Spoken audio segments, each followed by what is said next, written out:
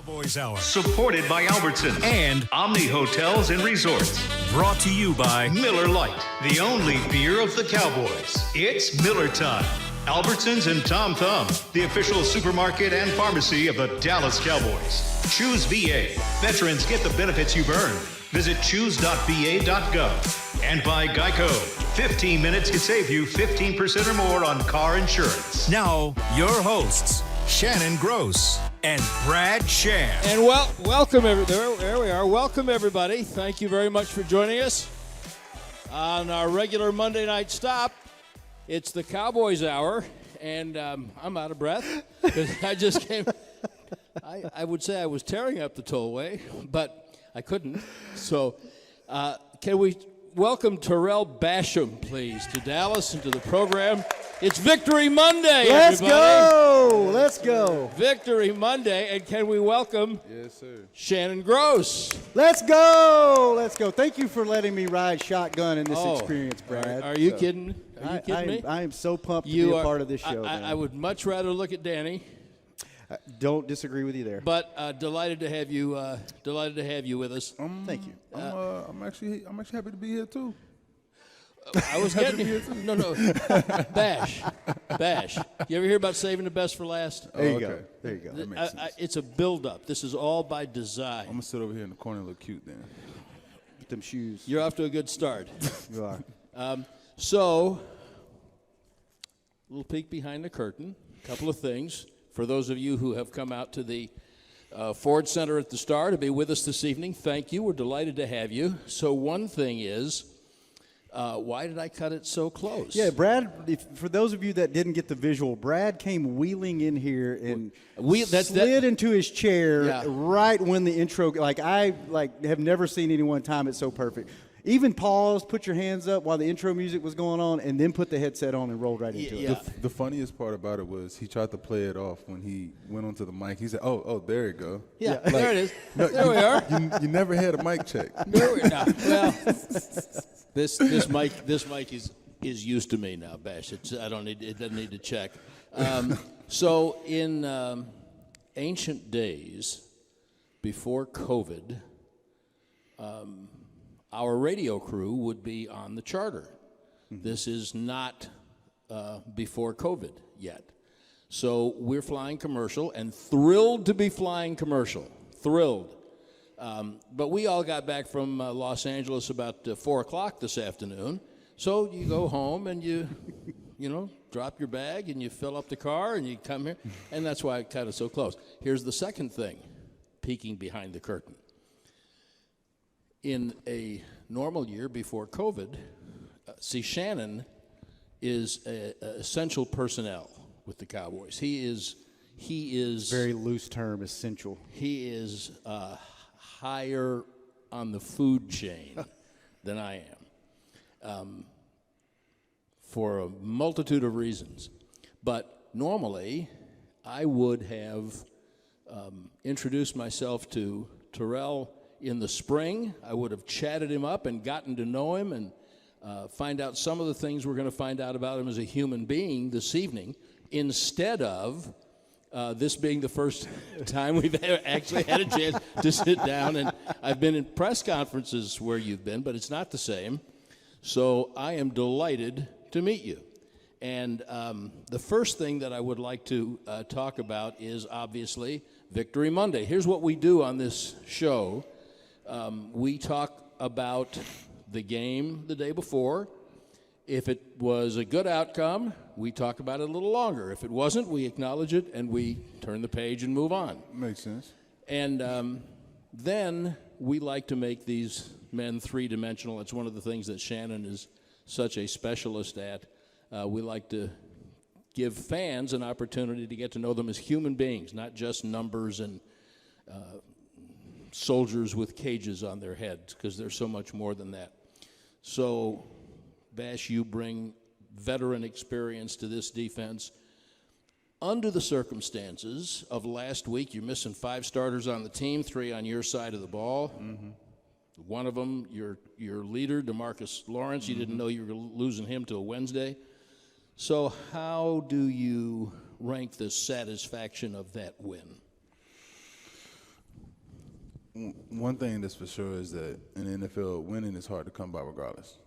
So it's hard to win in the NFL. So you appreciate the ones you do get. We definitely appreciate that one. And we've already been in and we watched the film and made corrections, and we see what we can do better. Of course, there's ways to be better, but we also got to acknowledge the good. We played good. We played good enough to win that game, and we held their offense to 17 points, which is pretty good. They got a lot of explosive weapons over there, and they're explosive. Their offense that builds their offense off of explosive plays.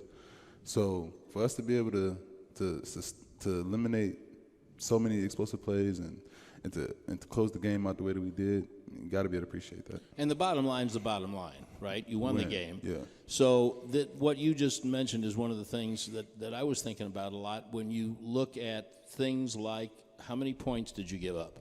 That's like one of the big ones. Well, I guarantee if you give up 17 points in every game, you're going to have a hell of a year. Facts.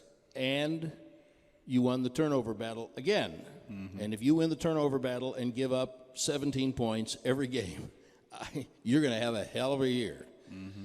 And then in the second half, you could not get off the field. Your offense had 8 snaps in the third quarter. And so that's one of the things that kept it close. Now, because you know the game so well and you know the professional game, how do you look at that aspect of it when you watch the tape and say, yeah, here's what we did good, but this won't work? Well, first thing I look at is that we were prepared enough to come out and start fast, to start fast, to get a good jump on them. So we were on them quick, and we were ahead quick, and that set us up to finish the game the way that we did. If we would have came out and played all the first 2 quarters the same way we played the third quarter, it wouldn't have been a very good game. But wait, stop. Why not? Defense can't be on the field that long. Oh, right. I see what you mean. Yeah, right. Okay. Defense can't be on the field that long. We got to get stops. We can't allow a team to have a long drive and then finish that drive with points. Period. So like I said, we played all 3 quarters. I mean, we played all 4 quarters, and we played the third quarter. Then it wouldn't have been a good football game. But we're a team that we value starting fast, and our coaches coach us to start fast and to start hot and to come out ready, come out prepared, and to throw the first punch. And that's exactly what we did, which gave us a chance to finish the fight the way we did. Shannon, jump in. Being at the game, mine's not really football related. Mine's atmosphere related. Yeah. When we used to travel to San Diego, it was usually 70% Cowboy fans, 30%. Beautiful stadium, by the way, SoFi. Amazing stadium. It was probably about not as good as ours. No, not as good as ours. Not even close. Just saying. But yeah, it's anyway. It's nice. It's very nice. It's very nice compared to where we used to go when we played the Chargers. Yes, worlds although apart. there's a lot to be said for the city of San Diego. I love San Diego's one of my top 5 cities in the world. But I digress. What's it like It's a nice city. on the road when you walk out and they're just as loud, if not louder, cheering for you guys? Does that give you a little extra juice? That's one of the first things I looked to Brent Urban and said on the sideline. I said, Brent, this is a home game. And I have never felt anything like it on the road. Wasn't like that with the Jets? I got the reaction I wanted. Thank you very much. You guys, hey, the Cowboys came up and played us. You remember that outcome. I do. That felt like a away game. Yeah. In New York.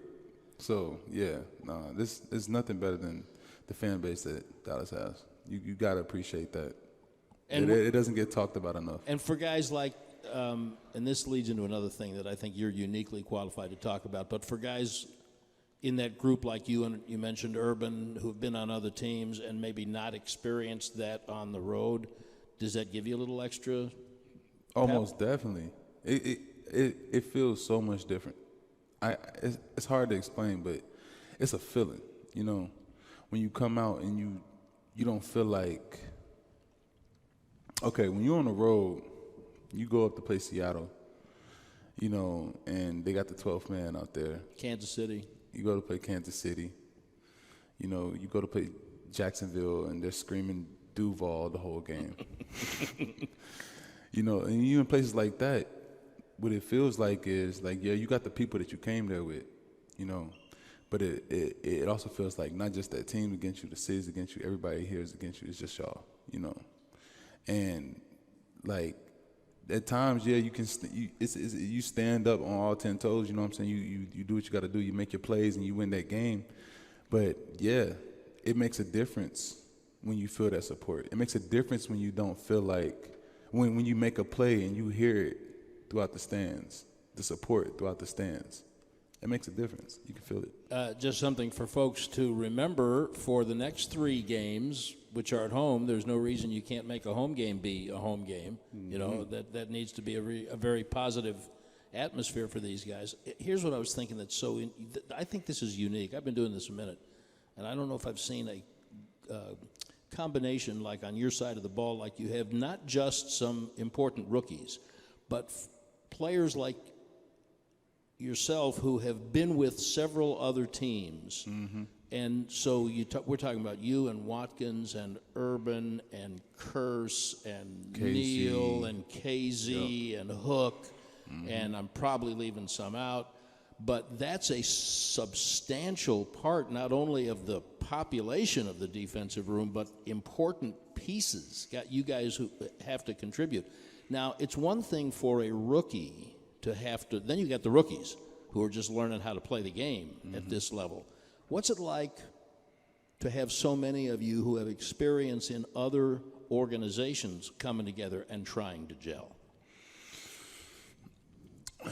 You know, it's different. It's different, you know, because, like, one thing, the coaches are going to coach. They're going to have their terminology. You're going to learn their terminology. You're going to learn how they coach, you know. So it's going to be different coaching. So you're going to adapt to their coaching methods. Only thing that's different is the culture, you know, the culture in the locker room, the culture in the meeting rooms, the culture in the group text messages, you know, whether you guys meeting out once a week, taking turns paying for it, stuff like that. It's just the culture, you know what I'm saying? And when you get a whole bunch of guys from a whole bunch of different places together, you're just going to throw a bunch of stuff on the wall and you're just going to see what sticks, you know?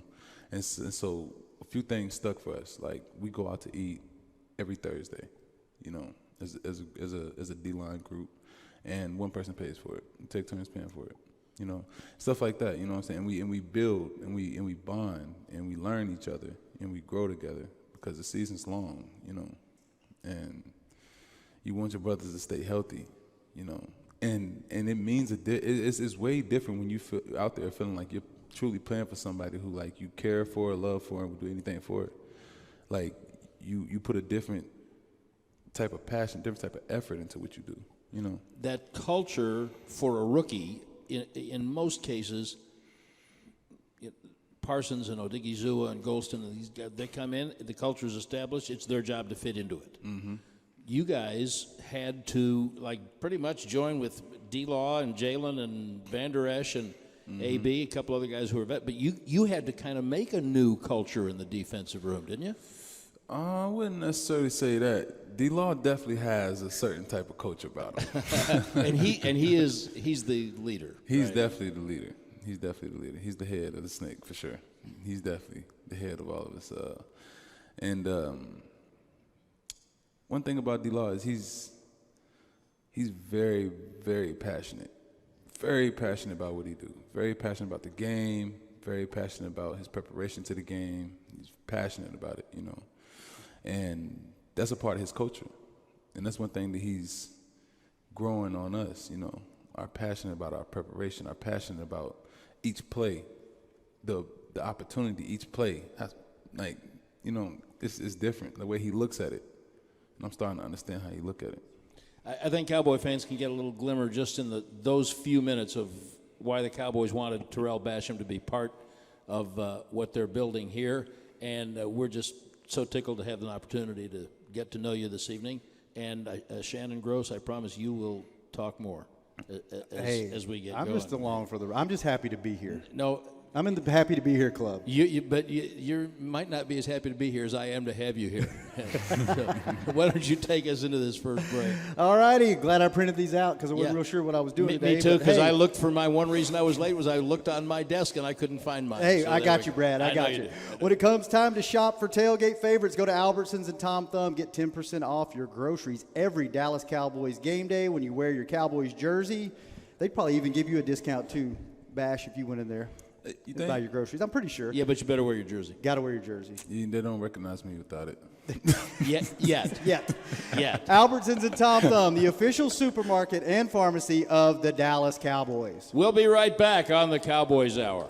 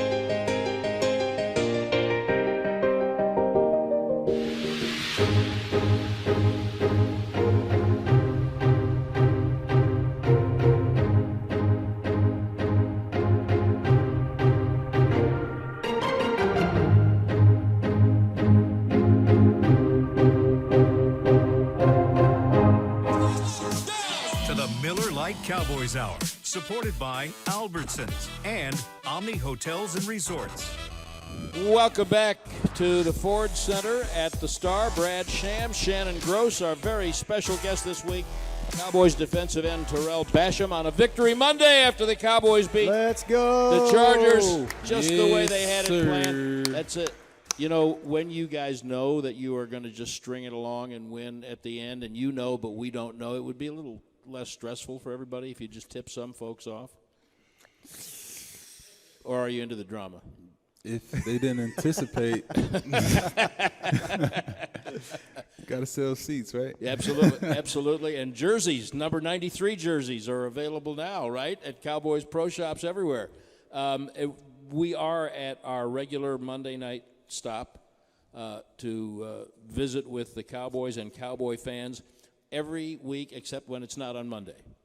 Which is like next week, because next week they'll be playing the Philadelphia Eagles, like they'll be getting ready to go out on the field right now. So next week will be on Tuesday night, and instead of here in the South Concourse at the Ford Center, we'll be just around the bend in the main building in the Legends Lounge, because they have another event scheduled for here. And then we got a whole string of what are you guys going to do with like regular Sunday to Sunday games? You haven't had that since preseason started. I guess just stick to the routine. Are you a routine guy? Do you like routine? Yeah, I gotta have a routine. I can't just be play by the ear type of guy. I gotta have a routine, day in and day out. What's your game day routine? Do you eat a certain meal? Do you night game or day game?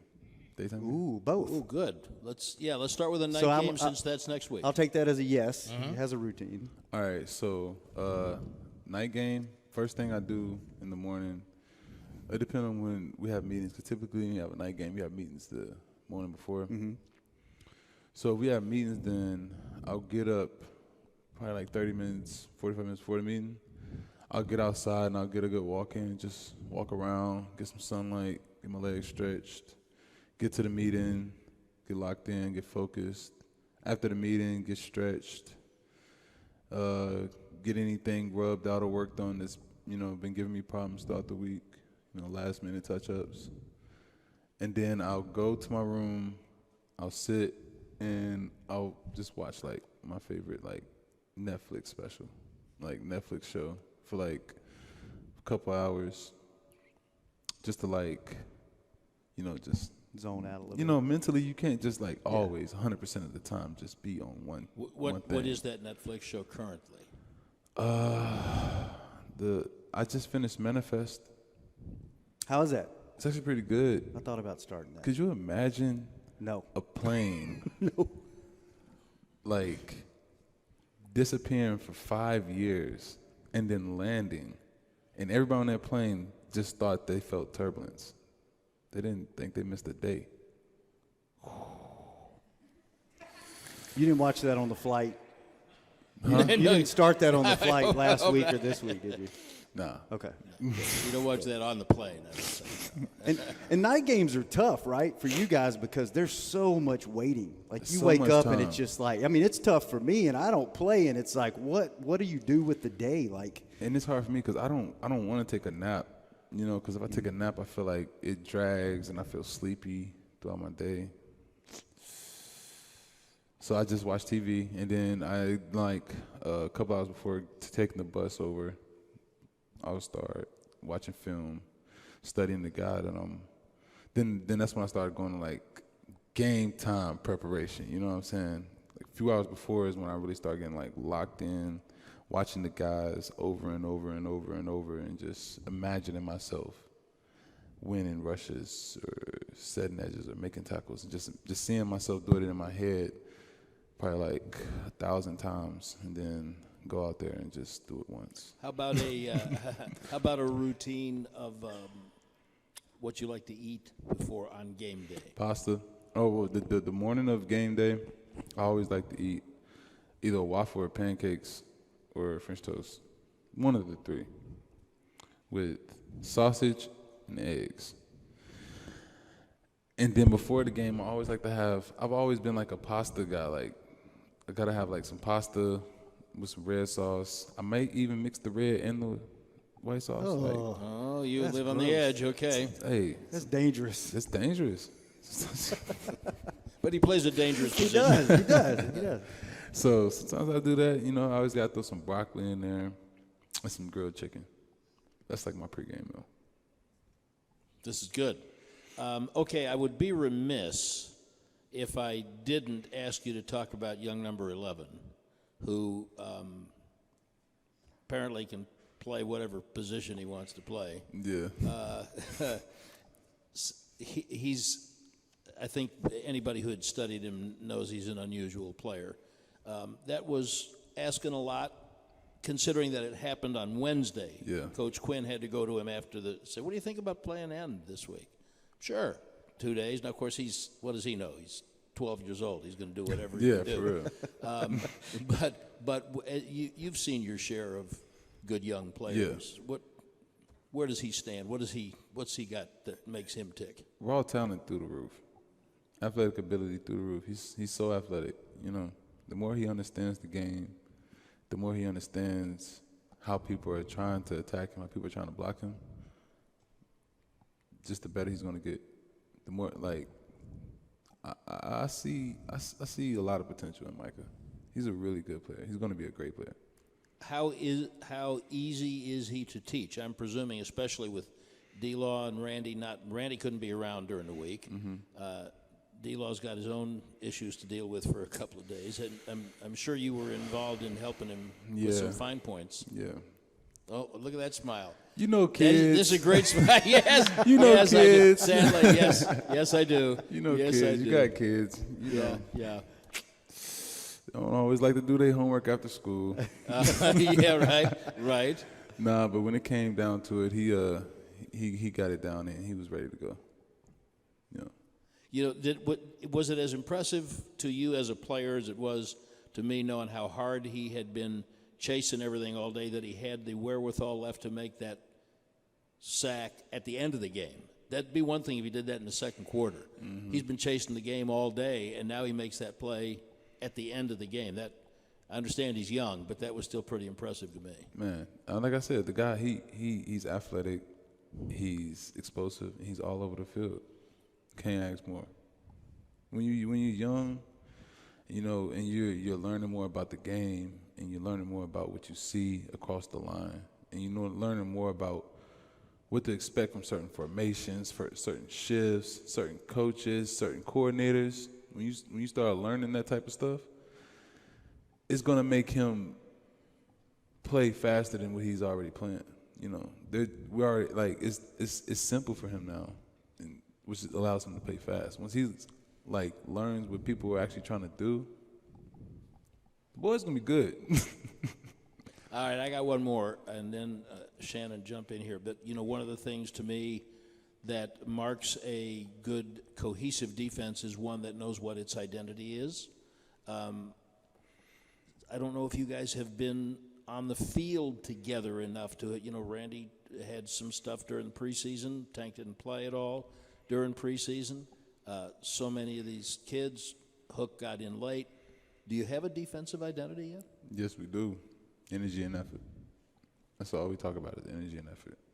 Everything will get solved with energy and effort. We bring the right energy, we had the right effort, we'll like the outcome. This is Captain Energy, by the way. He made every Energy. reporter want to be on Team Bash when he gave us a discourse about energy one day during the preseason, and we're going to get to that. And Shannon's got a lot more when we come back. Tarell Basham is our guest. We are at the Ford Center at the Star on the Cowboys Hour tonight on Victory Monday. It's Victory Monday. Yes. Cowboys beat the Chargers. Yes, sir. Let me give you a couple of live reads before we go to the break. Brad, did you know that Lucchese, of course you did. How long have you been doing this show? This show? This particular show. In various iterations? Yes.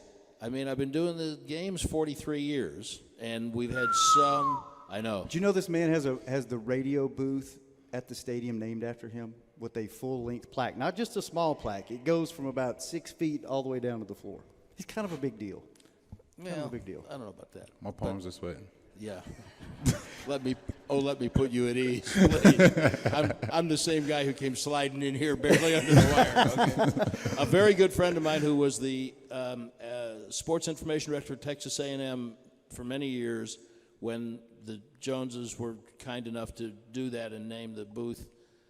He sent me a note. He said, "Congratulations on having your name put on the booth. Remember, you still need a credential to get in." It's true. It's very true. But of course, you know that Lucchese is the official bootmaker of the Dallas Cowboys cheerleaders. And also, did you know that Papa John's has better ingredients, better pizza? Papa John's, the official pizza of the Dallas Cowboys. Yes, sir. We'll be back on the Cowboys Hour after this.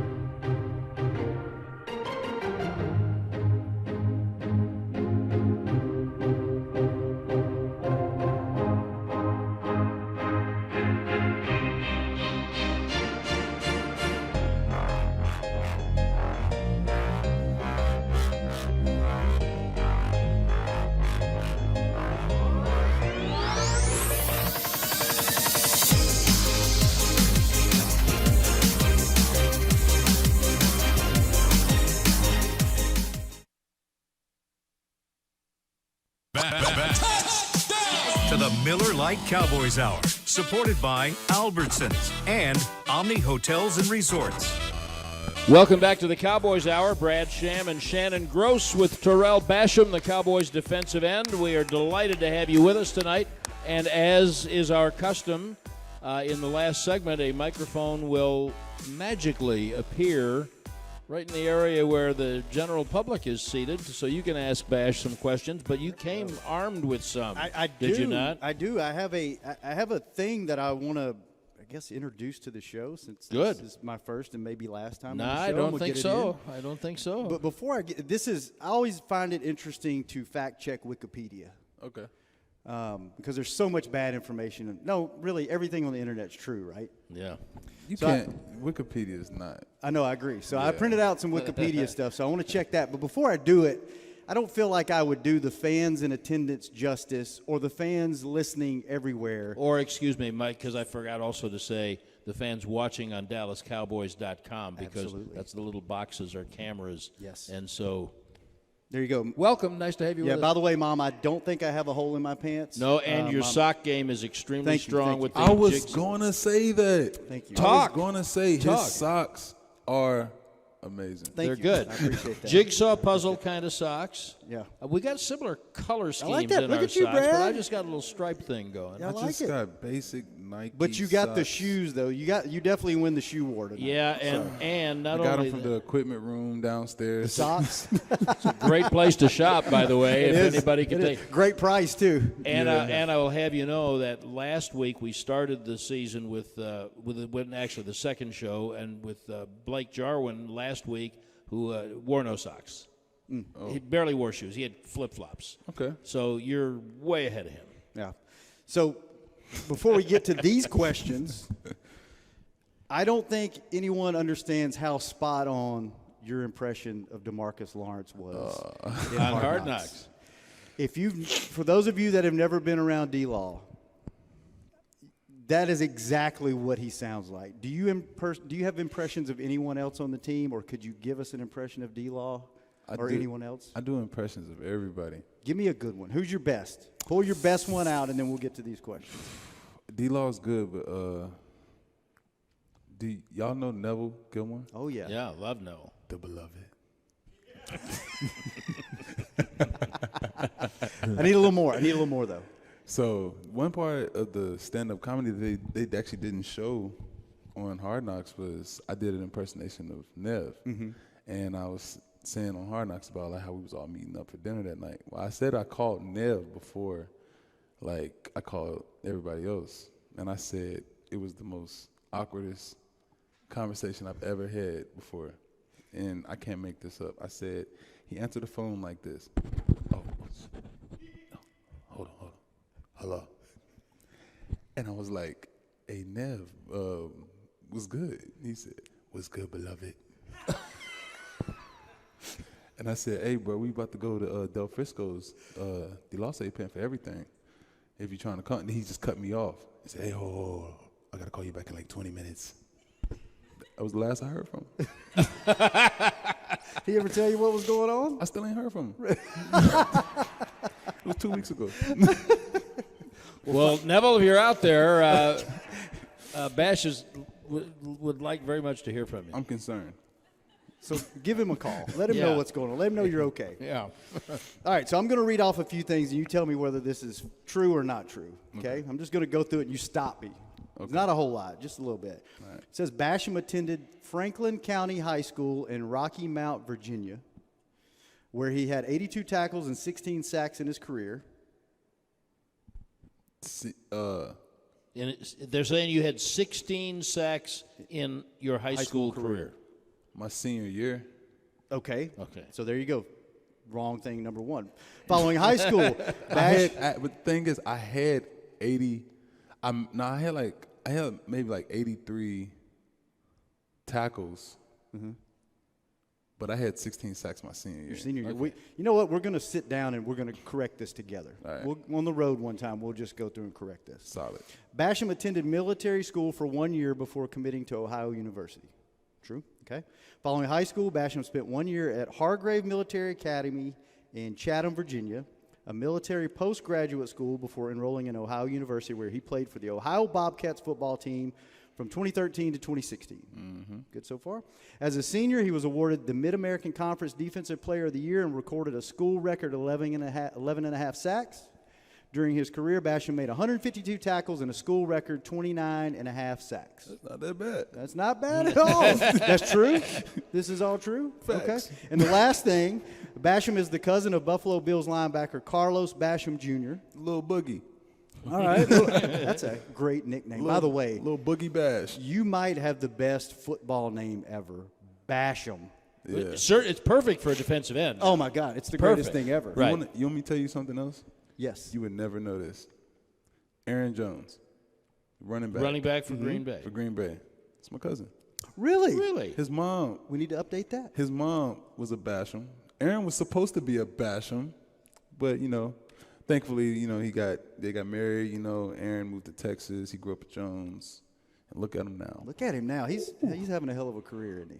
And then the last three things, you have three siblings, I'm not going to even butcher these last names. Thaddeus, let me see who we got here. I got 3. You said I got 3 siblings? Mm-hmm, that's what it says.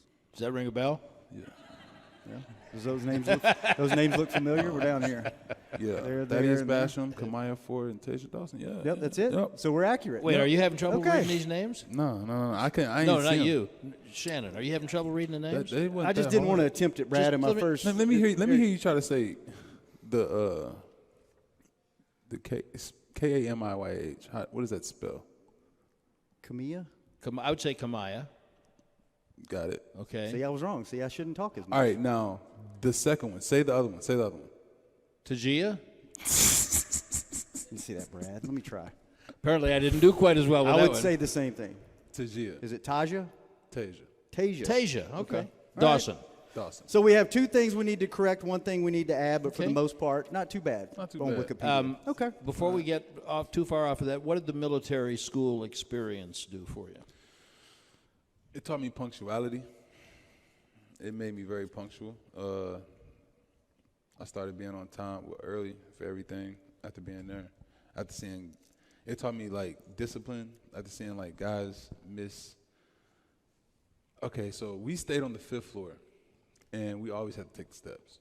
There was no ifs and no buts about it. Don't care how tired you was in practice. Don't care if you're cramping with 5 flights. Take them Up and down. up and down to lunch, dinner, whatever, shower, whatever, up and down. Did they like disable the elevator so that there was Elevator was right next to the steps, and you could not take it. And one time, 3 guys got caught taking the elevator, and they kicked them out of school. Stop. Whoa. Lost scholarships. Kicked him out of school. Oh, it was big. That's a little harsh. Harsh ain't the word. Well, it's the word I thought I could say on public airwaves. Oh, yeah. It was Wow. It was something else. And yeah, so then like those guys like they had to go home. Like their dream for them was like over, you know, For taking an elevator. taking the elevator. Now I've seen a couple other guys who missed church, and they sent them home. And I mean, I'm not gonna lie, the Hargrave, it taught me a lot. It built a lot of character, you know. That's probably where I first learned how to adapt. And that stood you in good stead. We were talking during the break, and Bash has had now 5 head coaches, 2 years in Indianapolis, 2 years with the Jets, right? Yep. And so this is 5 head coaches now. That will make you adapt. On year 5. On year 5. Before we take our next break, you know, you were talking about how guys. We had a little light flicker there. Guys, like their dream was over when they got sent home from school. Mm-hmm. So was your dream to play in the NFL? Since I was 8. And so now you get through military school, you get through Ohio, you get through. Now you're with the New York Jets. Not always a successful. Did it still feel like a dream then? That's deep. That's deep. We're here to let the people know who Bash is. It's okay to Sometimes, say, if I'm not gonna lie, sometimes it felt like a roller coaster. I'm not gonna lie. It's tough. You know, you love something, you put so much into something. It's like any relationship, you know. I'm with my relationship with football. I'm loving it. I'm caring for it. I'm feel like I'm nurturing it. I'm taking care of it. I'm giving it what it asks for. You know what I'm saying? And then in return, I just keep losing. I feel like I was being cheated on. You know, it's tough. It's tough. how do you feel now, being here? Open and honest relationship. Okay, good. Good.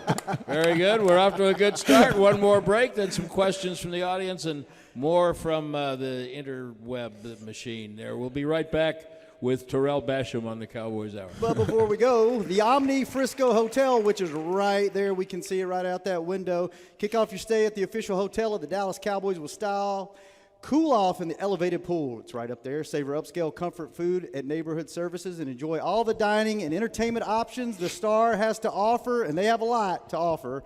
Visit omnihotels.com/Frisco to learn more and turn the next home game into a weekend getaway. And that'll be Monday night against the Philadelphia Eagles. We'll be right back with Tarell Basham.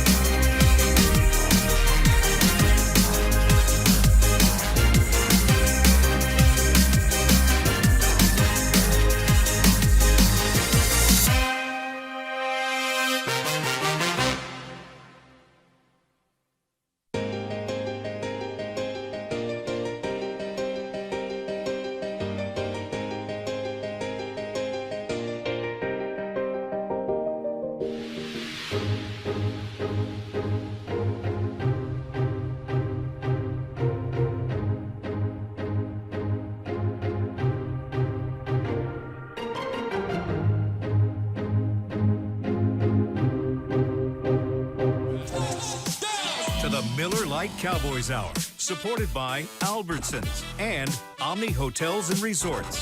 Welcome back to the show. On behalf of Brad Sham, I am Shannon Gross, and we have a very special guest, Tarell Basham, number 93 on the field, number 1 on your hearts. And let me tell you a little bit back before I throw it over to Brad. Jack Black Skincare, you want to use what the pros use? Jack Black is the official men's skincare brand of the Dallas Cowboys. Visit GetJackBlack.com today.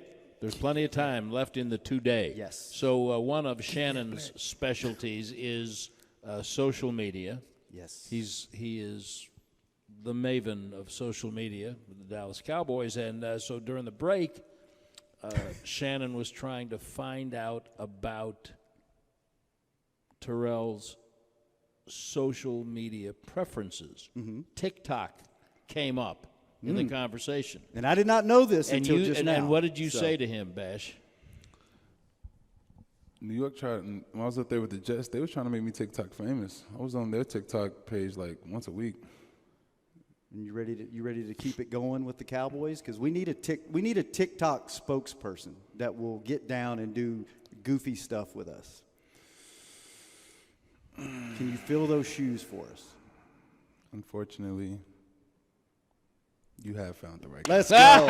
Let's go. We got our TikTok guy now. All right, Bash. All right. I got one more question, and then we got a bunch of folks lined up who have some for you here at the Ford Center at the Star. I do want to have you talk about energy again for fans who might not have heard what you said. You were asked about what you brought to the team, and you gave a tremendous discourse on energy and the importance of it and the way you feel you are suited to help the team with that. I'd love to hear you talk about that a little bit. So my whole thing with energy, and like I feel like I'm just like a studier of energy. You know, I study people's energy. I study my own energy, and I feel like energy is everything, and it makes a huge difference in our lives. You know, not just in sports, in our lives. And one thing that I tell a lot of young people, like my younger cousins, you know what I'm saying, my family members who I see struggling, is continue to have the energy for the things that the other people don't have, because it's going to take you somewhere that they're not going, you know. And that's why I tell them every day, like, my energy is always going to be the same. Every day I wake up, my energy is always going to be the same. Only thing that can ever change is the location that my energy is brought to.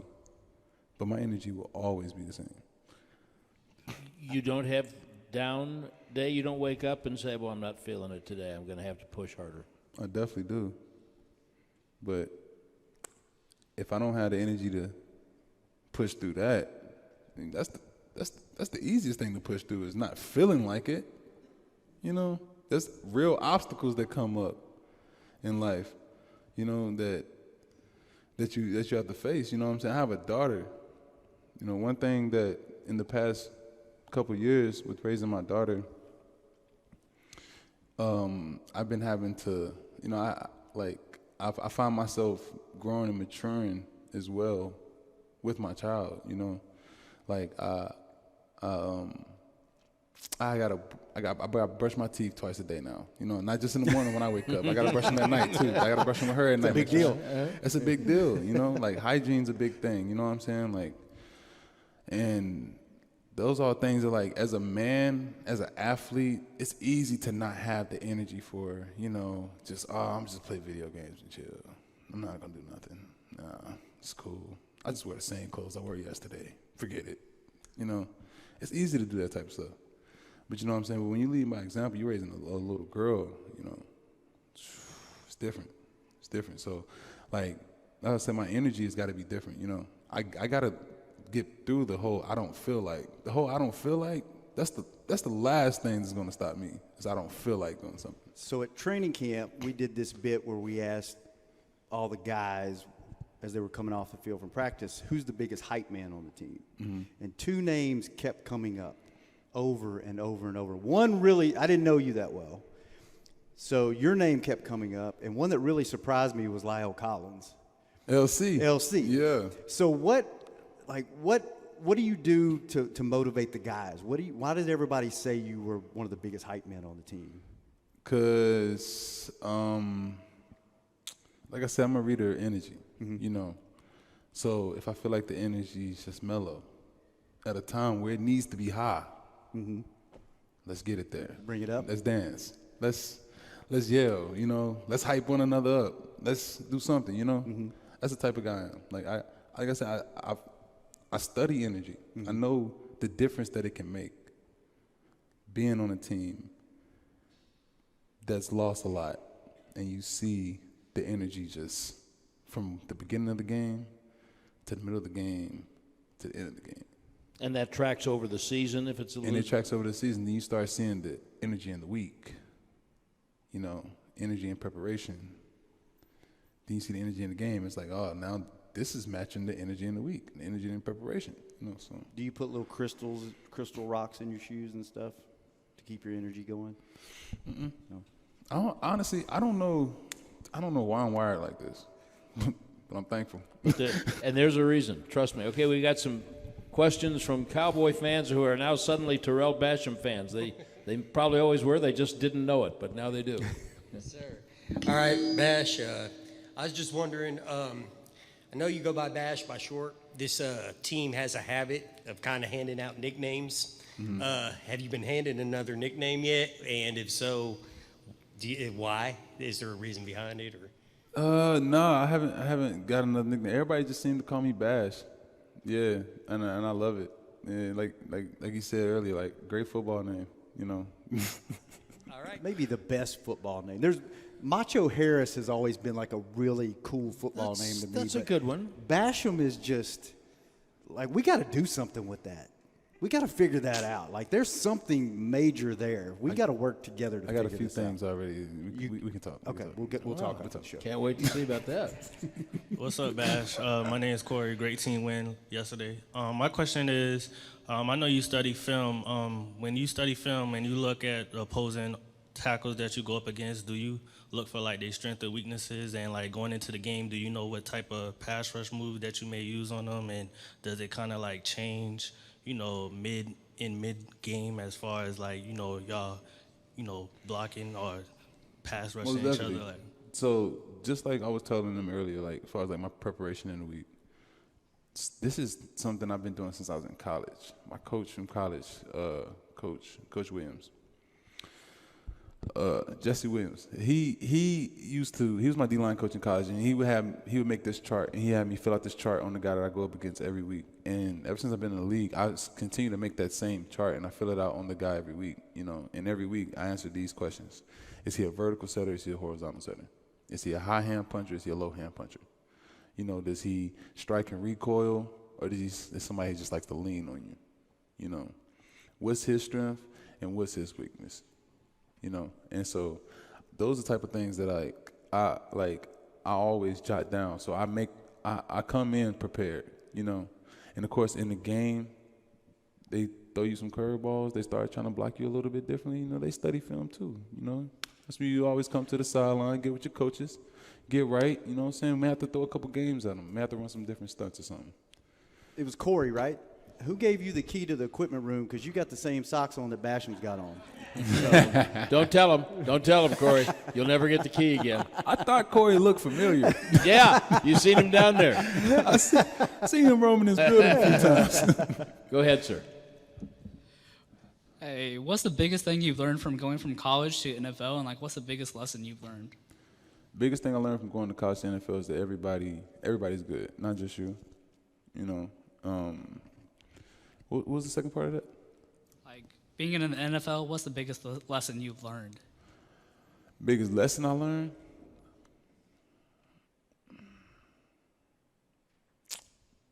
I learned how to truly just be a teammate, you know. Like I said, we've all was the superstars in college, superstars in high school. We're teammates now. We're fathers, we're friends. I learned how to become a man.